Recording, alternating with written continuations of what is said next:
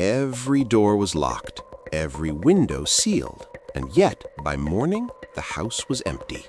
Adina Florescu, 70 years old, on her knees in front of an open drawer. The drawer is clean, the savings of a lifetime, gone. No broken glass, no scratched lock, no footprints on the floor. The thief was never here, except he was. She locked the door herself before bed. She remembers it.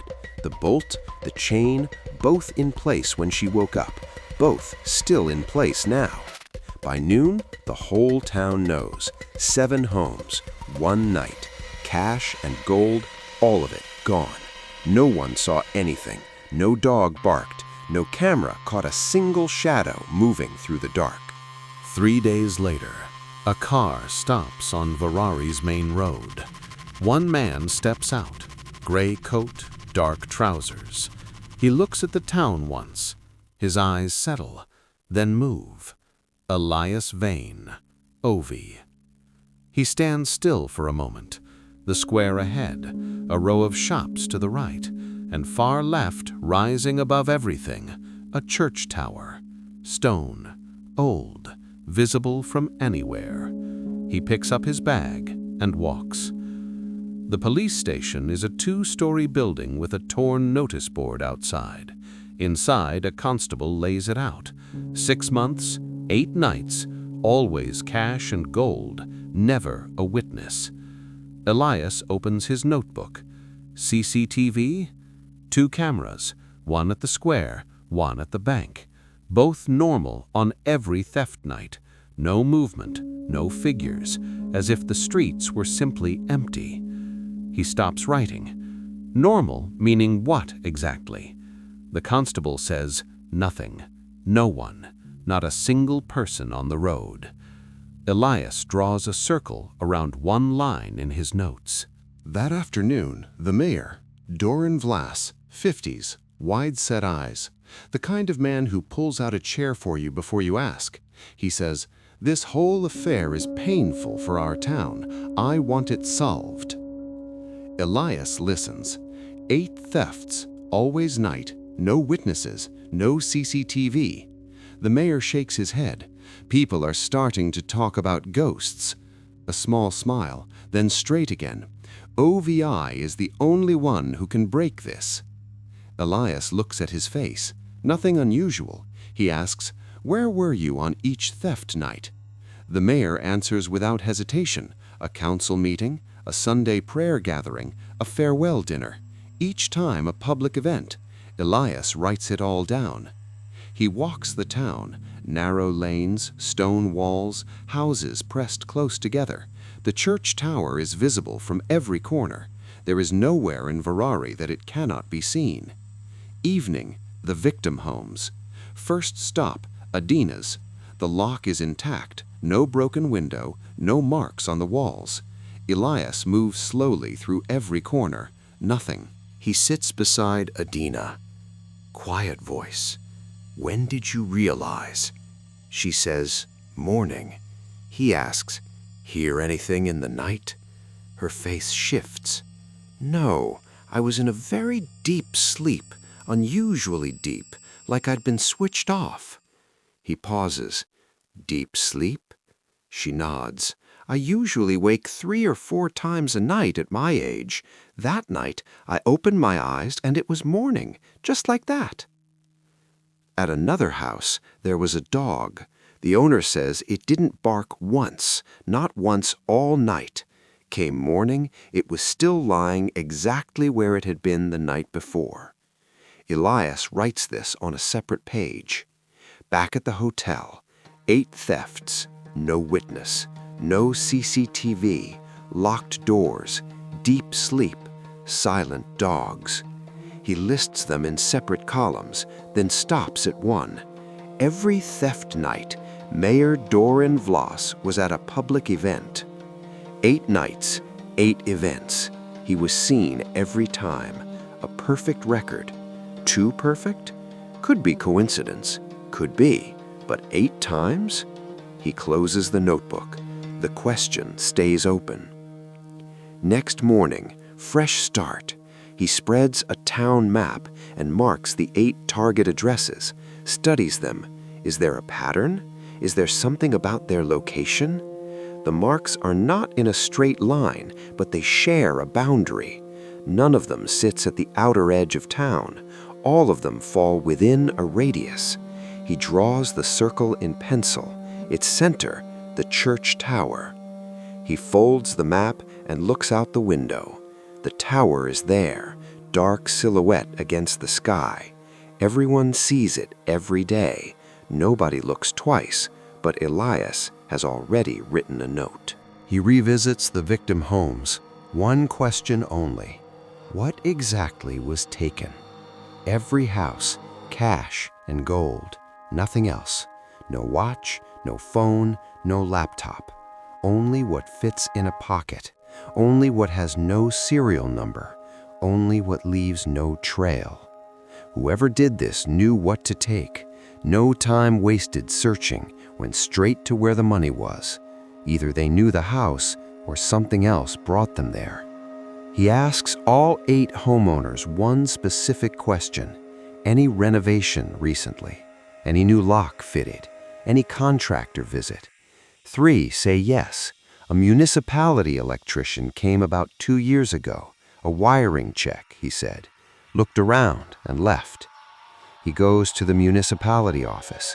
The clerk confirms, yes, there was an inspection campaign 2 years back, municipal order, approved by the mayor himself. Elias asks for the full list of homes visited. The clerk looks. The file is incomplete. Elias stops. Incomplete records, either poor administration or a deliberate gap. He asks for a name, the electrician's. The clerk gives one, Bogdan, first name only, no address, no contact. On the street, a shopkeeper. Which Bogdan? There are 2 or 3. Elias says, the municipality one, the electrician. The shopkeeper thinks, oh, him, the mayor's man, works with the mayor's people. Elias says nothing. That evening, he walks the distances between victim homes, on foot, counting steps. The houses are close. An organized team could move through all of them in under an hour on a single night. But the problem remains, how did they get in? No door forced, no lock broken. Did they have keys? Or something else, a way to open a locked door without leaving a mark? He examines 5 of the 8 locks up close. One stops him, worn at the exact point where a pick would sit. The scratch is faint, almost nothing, but it's there.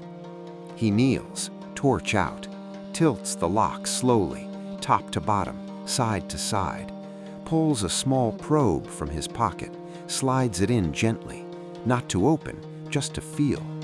There's scoring inside, deep enough to matter. He stands, one lock picked, if one, all 8. And the people inside were asleep. A team came in while they slept. Both facts together, not separate, the same event. Back to the notebook. Column 1, cash and gold only. 2, lock-picked entry. 3, sudden deep sleep.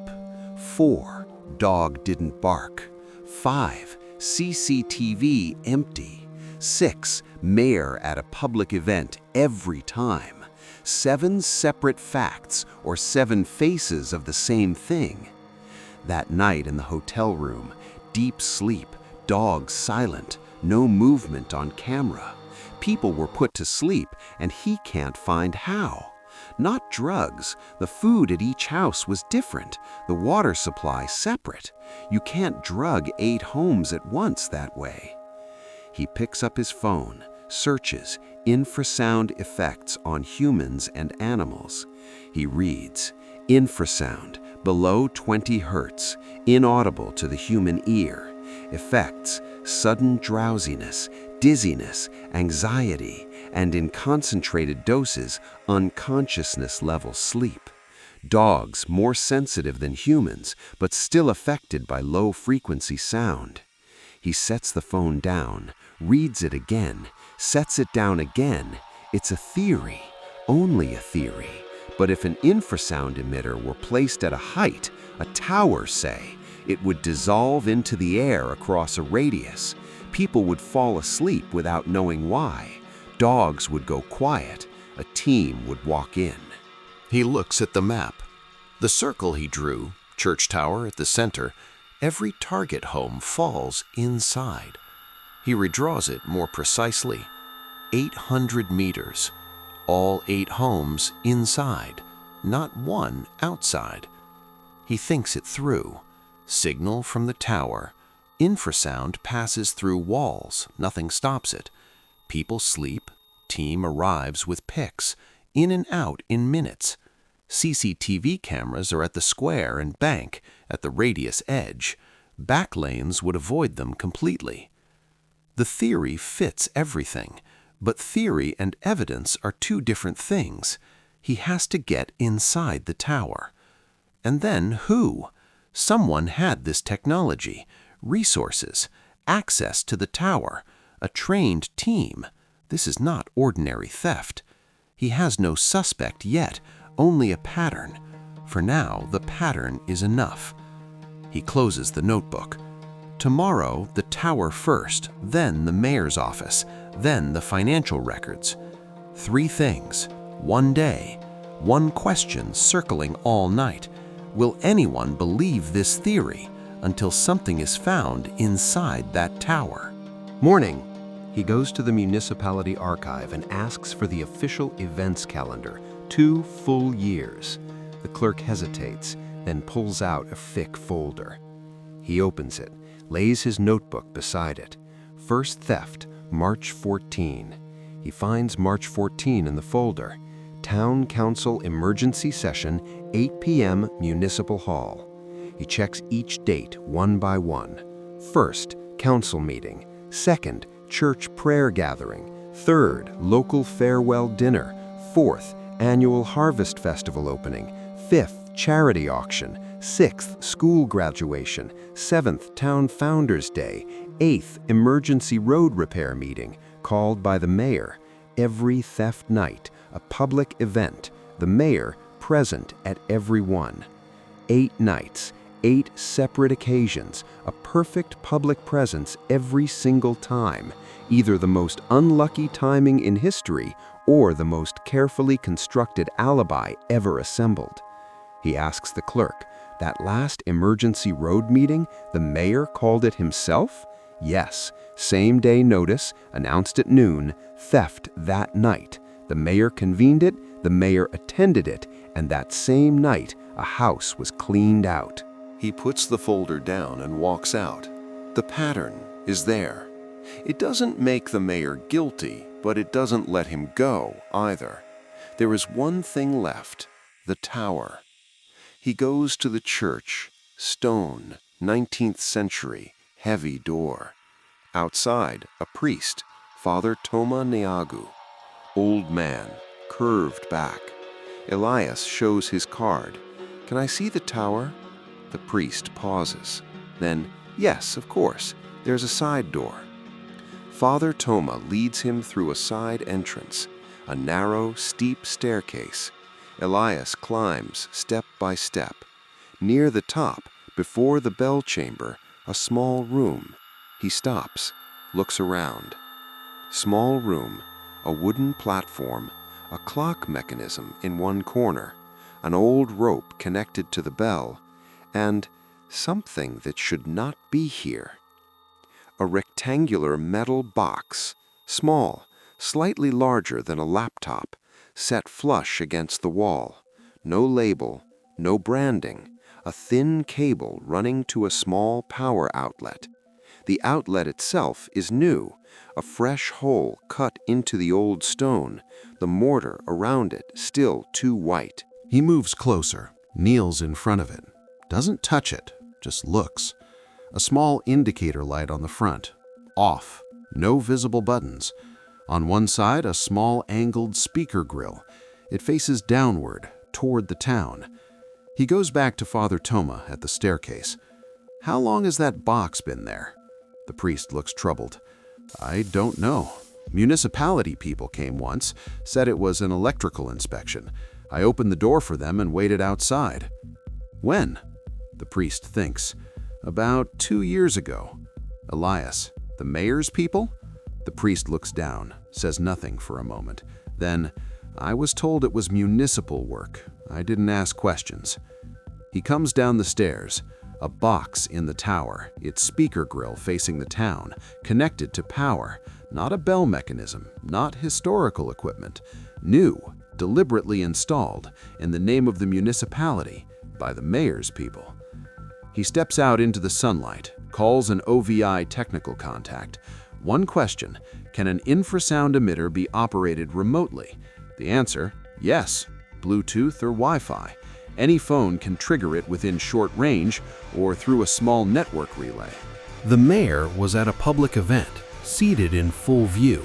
He pressed a button on his phone or handed the trigger to someone trusted. The box switched on. The town fell asleep. The team worked. His alibi held perfectly. But Elias has the physical box and a circumstantial link. That is not enough. He needs the financial trail, the procurement record, the team. Right now, he has a direction, not a case. He looks at the theft dates again against the events calendar. The planted detail has shifted. What looked like lucky timing now looks like engineering. 8 nights, 8 public appearances, a system, not coincidence. But he tells himself, look further, verify more. No accusation yet. Back at the hotel, he checks Romanian municipal procurement law. Small amounts can be approved at mayor level without public tender. No public record required. Completely silent, completely legal looking. He finds the municipality budget report online, barely updated, but there's a line, Mayor's Discretionary Fund, Capital Improvements, last 18 months. The amount is unusually high. He takes a screenshot. He knows this much, the box, the pattern, the financial anomaly. But he needs one more thing, the team. Someone built that device. Someone installed it. Someone walked into those houses. Bogdan's name comes back.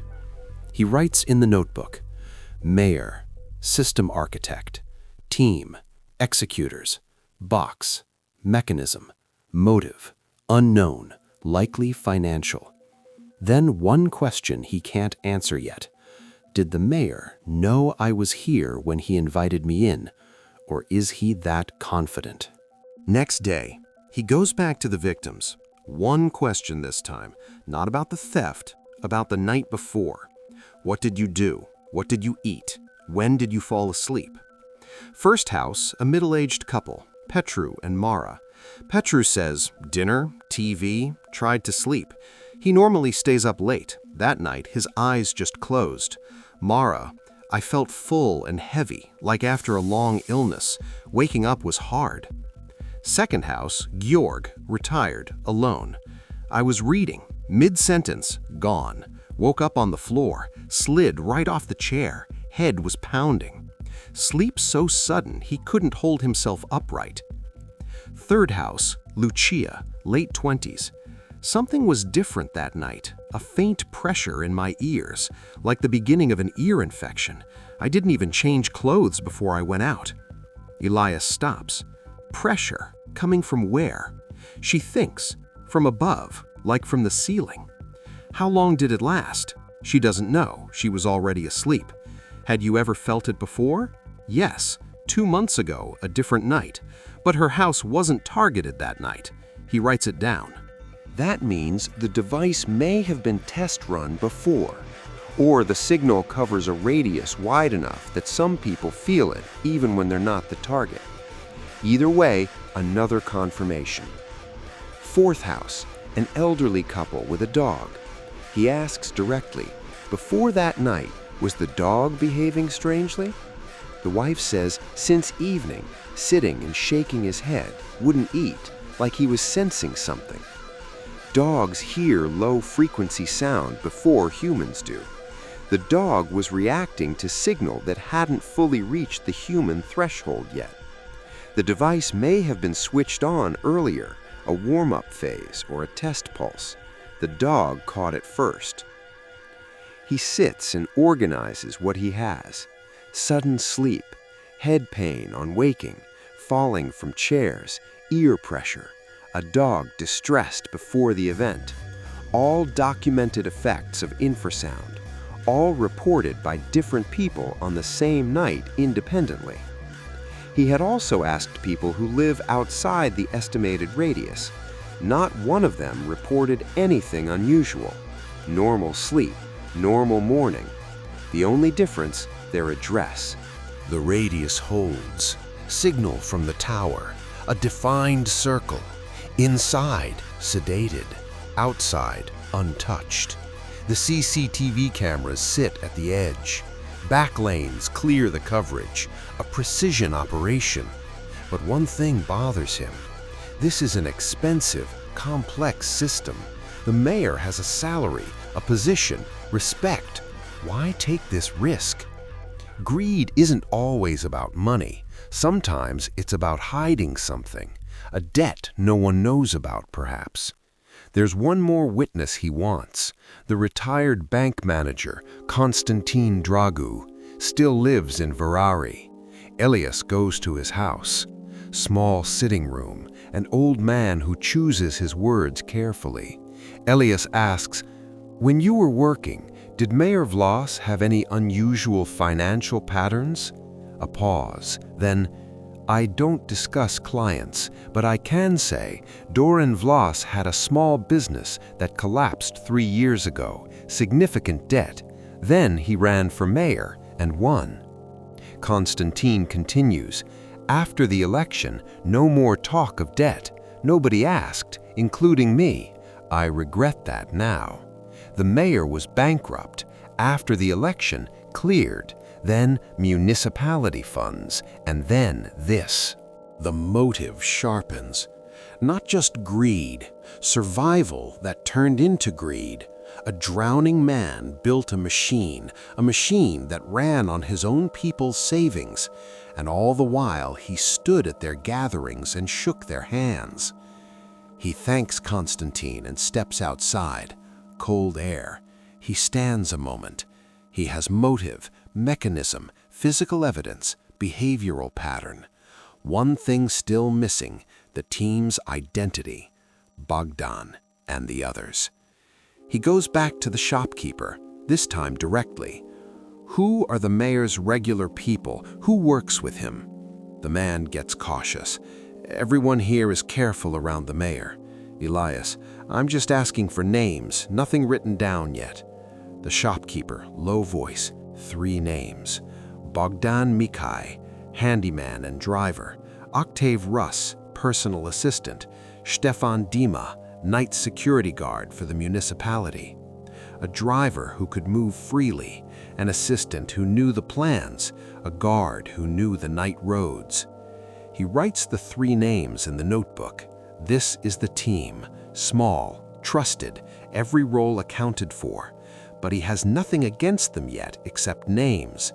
He needs one more link, the box's procurement or a witness who saw someone moving that night. Here, Elias almost makes a wrong turn. He hears a name he hadn't heard before, Radu Balan, a man who came to Vărari 7 months ago, no fixed work, no connections, staying at a cheap lodge, and the thefts began that same month. He pulls Radu's record through local police. Age 38, 2 prior arrests, car theft, petty larceny, served time, released, now here. No alibi offered for any of the theft nights. He goes to the lodge, dim place. Radu is in a small room. He stands when Elias enters. Sit down. He sits, his eyes nervous. Why did you come here? Looking for work. 7 months, nothing? Silence. Where are you from? Brasov. Someone pushed you out? There was a situation. Elias doesn't press. He scans the room, One bag, small, worn, a jacket on a hook, no tools, no unusual equipment, but absence proves nothing. Where were you on March 14th at night? Radu thinks. Here, at the lodge. Any witness? No, I was alone. No alibi. Criminal record. New arrival. Timing matches. He wraps up and leaves. On the way out, he passes the mayor. Passing moment. The mayor says, "Any progress?" Elias, "Still looking." The mayor leans in slightly. "That Radu fellow, I hear you've been to see him. Seems suspicious, doesn't he?" Elias looks at him. The mayor said Radu's name, without being asked, without being told. Nobody informed the mayor that Elias had visited Radu, except the police. Or the mayor has eyes elsewhere. Either way, the mayor brought up the name himself. He stops himself. Don't decide yet. Check Radu properly first. If he's actually responsible, every other theory falls apart. Discipline before direction. He pulls Radu's full background through OVI credentials. The Brashov case. Accused of theft, charges dismissed for lack of evidence. January this year. Dismissed, not convicted. He traces Radu's movements on the theft nights through available sources. Lodge owner says, first theft night, March 14, Radu came in, went out once in the night. Where? I don't know. He notes it. Fourth theft night, he checks hospital records. OVI clearance. July 22, Vărari clinic. One admission, Radu Balan. Admitted 9 p.m. Suspected food poisoning. Discharged July 23, 10 a.m. He was in the hospital all night. He reads it 3 times. July 22, a theft occurred. Radu was in the hospital. He was not in the town. He could not have entered any house. One confirmed alibi, and the Radu case collapses. He exhales. He looks back at the last few days. The mayor pointed him toward Radu. Radu had a record. Elias almost followed that line. One hospital record stopped him.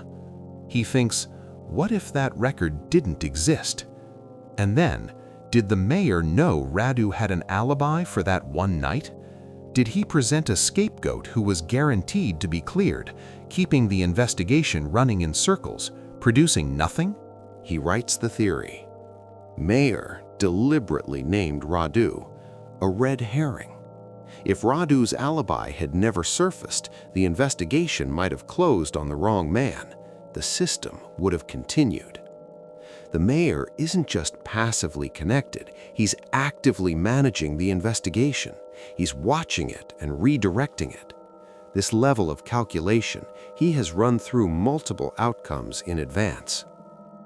But Elias pulls back. This is still logic, not evidence. The box's procurement chain will build the case, not this.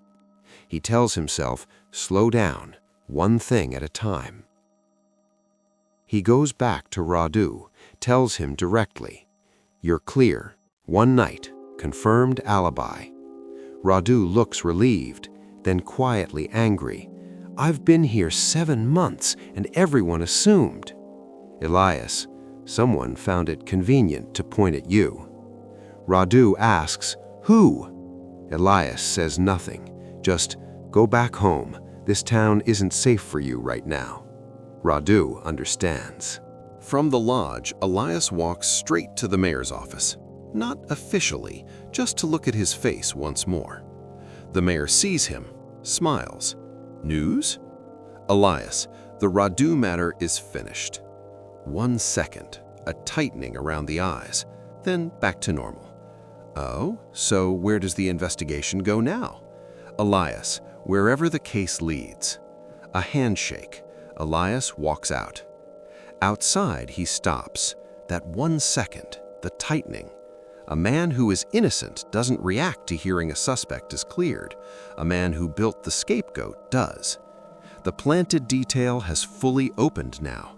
The mayor at every public event, Not lucky timing, a designed system, an engineered alibi. But Elias still has no direct, provable link between the mayor and the device. That is what he needs. Decision. Tomorrow, the financial records. Officially. OVI authority.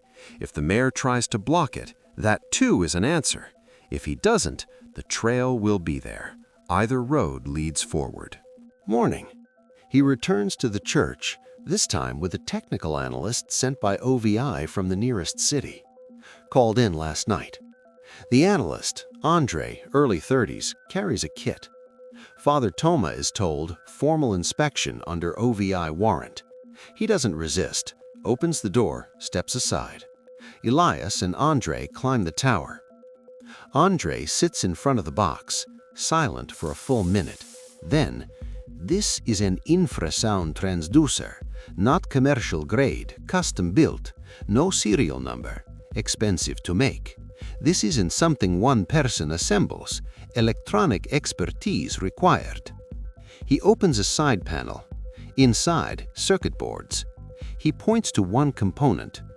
Bluetooth receiver, range 100 meters, meaning anyone within range with the right command could switch this on from inside the church or standing right outside.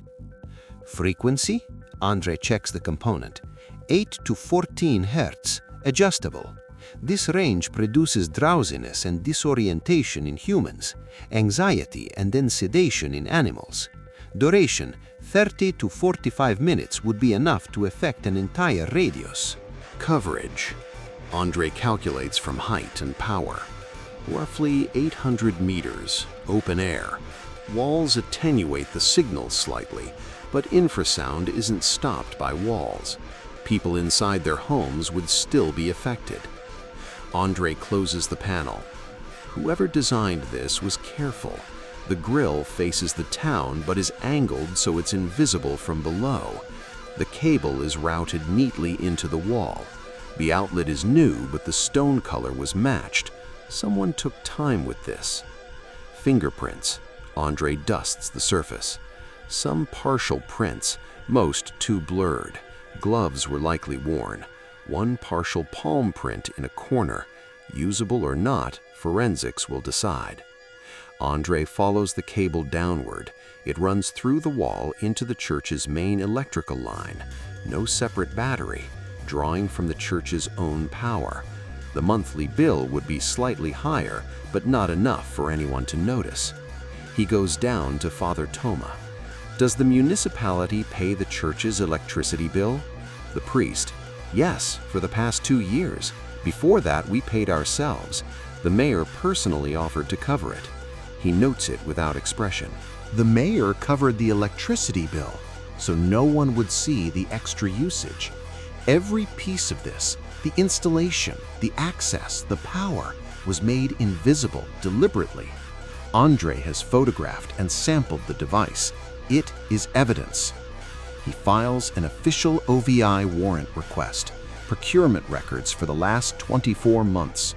Specifically, any electronics, any equipment in the 500 to 5,000 euro range, approved through the mayor's discretionary fund.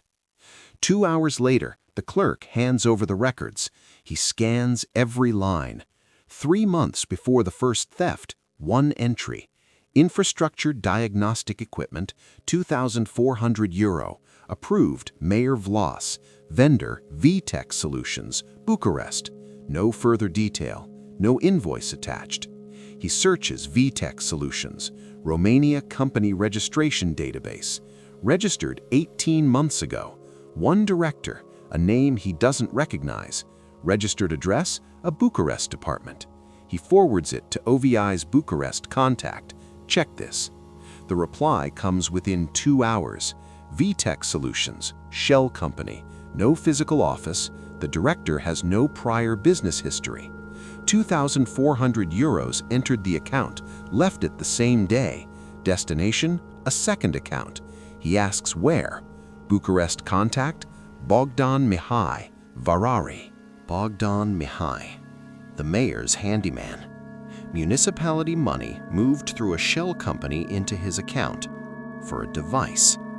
That device is now in the tower. The financial trail is complete. He writes the sequence out in full. Mayer paid Bogdan through a shell company. Bogdan procured or commissioned the device. The device was installed in the tower. Father Toma provided access under a false municipal claim. The mayor covered the electricity bill. Every theft night, the mayor triggered the device. The team worked while the town slept. Physical chain, complete. Financial chain, complete. Motive, clear. Team, identified. Mechanism, sealed. He closes the notebook. But he pauses. Is there anything still missing? A palm print that may not be usable. A financial trail that the mayor could claim was a legitimate procurement. It would hold in court, but barely. He wants one more thing. The mayor's phone. Bluetooth connection history. If the mayor triggered the device himself, his phone connected to it. 8 nights, 8 connections. That data will still be in the log. He requests a phone warrant through local court. Romanian process. The police hesitate. The mayor's phone? Elias files the OVI legal request formally. Your job is to carry this to the judge. 2 hours later, the judge grants the warrant. OVI clearance on the record made the difference. The mayor was at the station for unrelated business at exactly that moment. His phone was taken on the spot. He looked confused, then alarmed. He approaches Elias. Why? I've been cooperating. Elias, routine procedure, nothing to worry about. The mayor's eyes search Elias's face for something. They find nothing. He walks away. That night, the technical units result. The phone's Bluetooth connection log. 8 dates, 8 connections to the same device ID. The same device ID that Andre identified on the tower box. 8 connections, 8 theft nights. The mayor's phone directly linked to the device every single time. This is no longer theory, digital evidence. The phone connected to the box before each theft. The timestamps match. Late evening, during each public event, just before the team would have moved. He writes it down, reads the whole chain again. No gap. Box, procurement, financial trail, Bogdan, Bluetooth, mayor's phone, 8 connections, 8 theft nights. The case is ready. He calls Director Miller. Brief. She listens. Asks, can the case be fully reconstructed? Yes, completely. Move forward. Tomorrow. He puts the phone down. He looks out the window. Quiet town. Dark streets. Tomorrow, that quiet ends. Morning. He goes to Bogdan Mihai's house first. Outer edge of town. Small building. Bogdan opens the door. Heavy build. Deep eyes. Large hands. He looks at the card. Steps aside. Lets him in. Straight question. VTech Solutions. Bogdan's jaw tightens. I don't know any VTech. Elias, 2,400 euros entered your account from that company. Silence. You did a job. What job? No answer. Here or at the station? Bogdan looks down.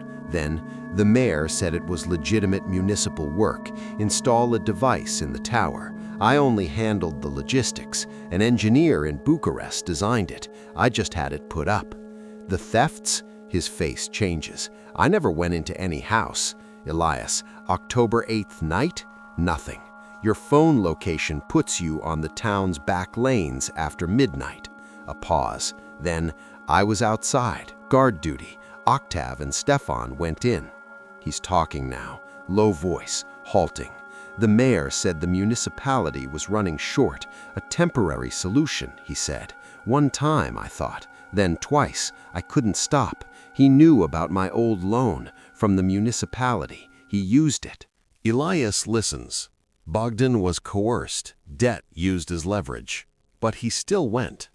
Whatever your reason, you participated. That is your responsibility. Bogdan stares at the floor. Did the mayor ever enter any home himself? No, never. He was always outside, at events, safe. Octav and Stefan? both voluntary. The mayor paid them well. They knew exactly what was happening. And then Bogdan confirms the device. Elias asks, "Did you ever question whether the signal could harm anyone?" "Yes," he said, "safe for 1 hour, just induces sleep, no permanent effect." Elias pauses. The mayor knew it was medically borderline. He calculated that the risk was acceptable for other people, for his own money. A cold decision made on behalf of a town that trusted him. This afternoon, a formal statement at the local police station. No. If you don't go voluntarily, OVI files a formal arrest request. Bogdan nods. Elias walks out. Next, Octav Russ, the mayor's personal assistant, late 20s. When Elias tells him Bogdan has already spoken, he goes quiet for 30 seconds. Then, "What guarantee do I have if I cooperate?" Elias, "I'm not a lawyer, but speaking first is always better than being the last one to talk." Octav talks. 7 of the 8 nights, he entered the houses himself. The lock-picking was taught by a locksmith trainer, officially called Emergency Preparedness Training, arranged by the mayor. The target list came from the mayor. Municipal tax records and property filings showed who kept cash at home and how much. The mayor selected each target carefully. Elias absorbs it. The mayor used official government data, filings that citizens submitted in good faith, to build his robbery list. This is not just financial theft. It is a betrayal of the most basic public trust. Stefan Dima says nothing. "I don't know anything." But his phone location data, already pulled through OVI technical access, places him in the target areas on 3 confirmed theft nights. He was officially on duty, but moving in the opposite direction from the cameras. Stefan's silence doesn't matter. 2 witnesses have spoken. The financial trail is sealed. The phone data is logged. The device is in evidence. The case can be built without his words. He finds a quiet spot and lays it all out one more time. Mechanism, infrasound device, tower, Bluetooth trigger, entry, lockpick, Octav and Stefan, target selection, municipality data, cover, mayor's public alibi, scapegoat, Radu, deliberately introduced, finance, shell company, Bogdan's account, mayor approved, execution, 8 successful nights, duration, 2 years. He thinks about the kind of mind that built this. A man who stood at community gatherings, gave speeches about the town's future, shook hands at every door, and was systematically putting those same people to sleep and emptying their homes, literally. He stops thinking about it. It wastes time. The work is almost done. He presents the full evidence package to local police, the device, the financial records, 2 witness statements, phone location, and Bluetooth data. The police chief, visibly a mayor's man until this moment, looks at the chain and goes silent. Elias speaks clearly. OVI has compiled the evidence. Arrest and prosecution are the responsibility of Romanian authorities. I can also submit this report directly to a judge if necessary. The chief says, "That won't be necessary. We'll proceed." He walks to the mayor's office. One last visit, unofficial. The mayor is at his desk. He stands, smiles, extends his hand. Elias doesn't sit down. "I came to tell you, the investigation is complete." The mayor's expression freezes for 1 second.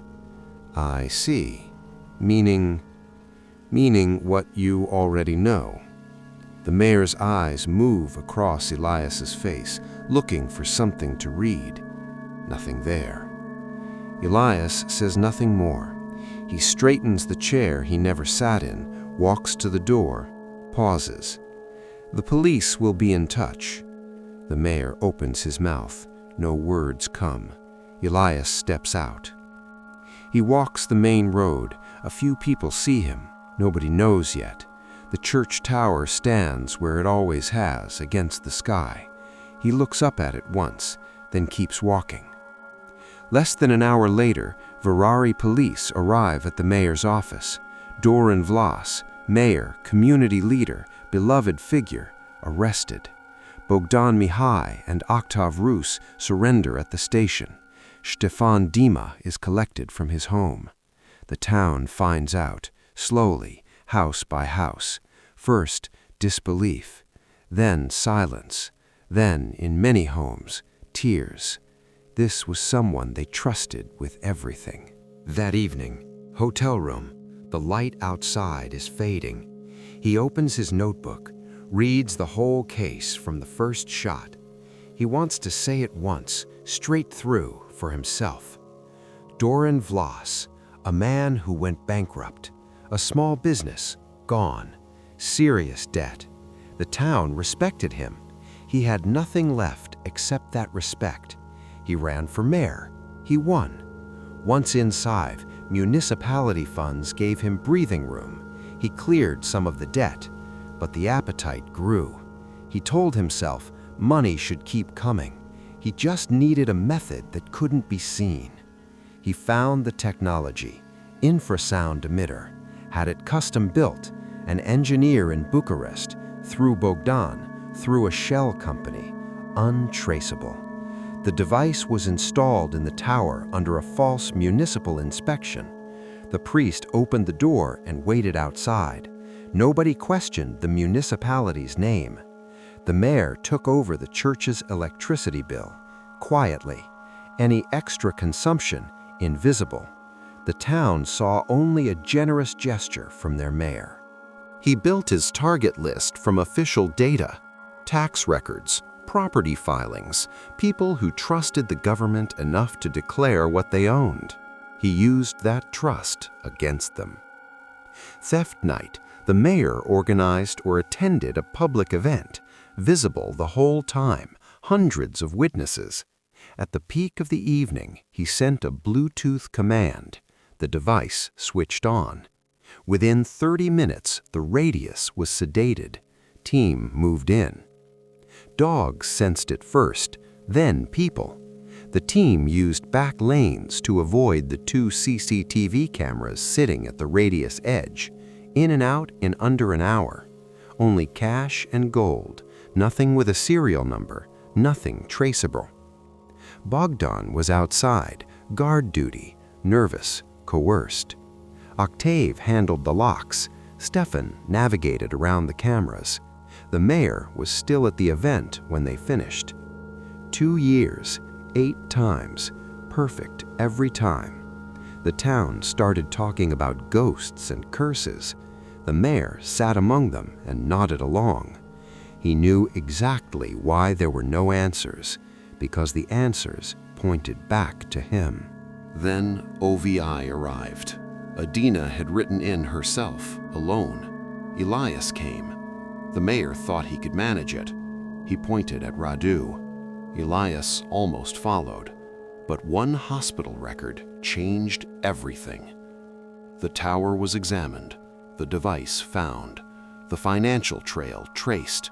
Bogdan spoke, Octav spoke, the phone data arrived. Every link in the chain connected.